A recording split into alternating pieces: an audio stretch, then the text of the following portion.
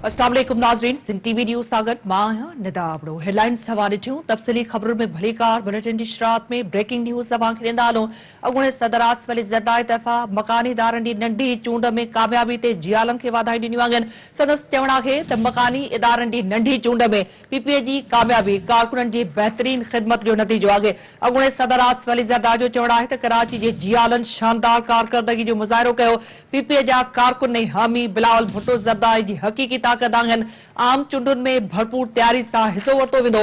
अॻूणे सदर आसिफ अली ज़रदारी तरफ़ां मकानी इदारनि जी नंढी चूंड में कामयाबी ते जियालनि खे वाधाई ॾिनियूं आहिनि। संदसि चवण आहे त मकानी इदारनि जी नंढी चूंड में पीपीए जी कामयाबी कारकुननि जी बहितरीन ख़िदमत जो नतीजो आहे। अॻूणे सदर जो चवण आहे त कराची जे जियालनि शानदार कारकर्दगी जो मुज़ाहिरो कयो। पीपीए जा कारकुन ऐं हामी बिलावल भुट्टो ज़रदारी जे हक़ीक़ी ताक़त आहिनि। आम चूंडुनि में भरपूर तयारीअ सां हिसो वरितो वेंदो। वधीक अपडेट्स लाइ असां राब्तो कयो आहे कराची में सिंध टीवी न्यूज़ जे चीफ रिपोर्टर फयाज़ कुरैशी सां। फयाज़, अपडेट कजो त इन हवाले सां अॻूणे सदर जो वधीक छा चवणु हो? बिल्कुल निदा पाकिस्तान पीपल्स पार्टी जे शरीक चेयरमैन आसिफ अली ज़रदारी सूबे में बल्दियाती जेका मकानी चूंडूं आहिनि उनमें कामयाबी ते न सिर्फ़ जियालनि खे मुबारकबाद ॾिनी आहे बल्कि आसिफ ज़रदारी सां गॾोगॾु वॾे वज़ीर सैयद मुराद अली शाह जी काबीना ऐं पार्टी उहिदेदारनि खे बि मुबारक ॾिनी आहे।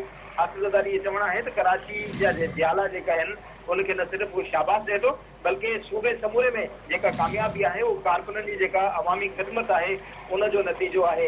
आसिफ ज़रदारी चवणु हो त कराची जे जियाला न सिर्फ़ शानदार कारकर्दगी जियालनि ॾेखारी आहे बल्कि पूरे मुल्क में जेका जियालनि तयारी कई मुस्तक़बिल जियालनि जो आहे। पीपल्स पार्टी जा कारकुन ऐं हामी बिलावल भुट्टो ज़रदारी जी न सिर्फ़ ताक़त आहिनि बल्कि असां भरपूर तयारी सां ईंदड़ जेके आम चूंडूं आहिनि उहे बि विढ़ंदासीं बल्कि बतौर परदेही वज़ीर बिलावल भुट्टो ज़रदारी जेकी पंहिंजी सलाहियतूं जेके इस्तेमालु कयूं उन सां न सिर्फ़ु पंहिंजो पाण खे मंझरायो आहे बल्कि बिलावल भुट्टो पंहिंजी अज़ीम वालदा जियां चइनी सूबनि जे अवाम खे ज़ंजीर जी हिकिड़े पलड़े में न सिर्फ़ु पोए छॾियो आहे बल्कि संदसि चवणो त धमकियुनि बावजूदि बिलावल भुट्टो ज़रदारी भारत वियो ऐं क़ाइदे अवाम शहीद ज़ुल्फ़ार अली भुट्टो ऐं शहीद मोहतरमा बेनज़ीर भुट्टो जे सियासी जानशीन जे तौर ते बहादुरी जो मुज़ाहिरो कंदे पंहिंजी हिकिड़ी तारीख़ रक़म कई आहे। संदसि चवणु आहे त को बि शक न आहे त जियाला पंहिंजी क़यादत जा बहादुर आहिनि ऐं ईंदड़ वक़्तु जियालनि जो आहे ऐं जियाला हवाले सां न सिर्फ़ु सख़्तु महिनत कनि बल्कि संदनि जेका कोशिशूं ऐं महिनतूं आहिनि उहे शानदार आहिनि। हुन ते न सिर्फ़ु कंहिं शाबाश ॾिए थो बल्कि मुबारकबाद ॾिए थो। कराची समेत सिंध